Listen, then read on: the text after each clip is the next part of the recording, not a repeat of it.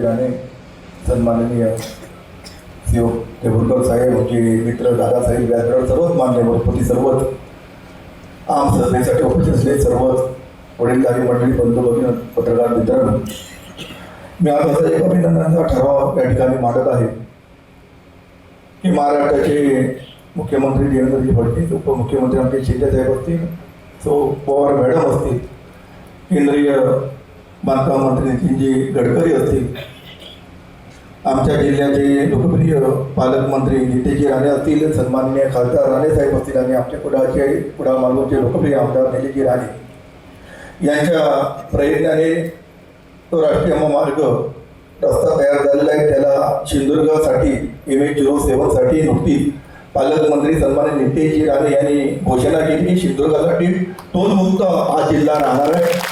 त्यामुळे महायुती सरकारचं आणि पालकमंत्र्यांचं मी या ठिकाणी अभिनंदनाचा ठराव मांडतोय आणि या ठरावाला सूचक म्हणून शो वासुदेव सावंत यांचं नाव टाकावं. धन्यवाद. धन्यवाद सावंत साहेब. या ठिकाणी महत्त्वाचा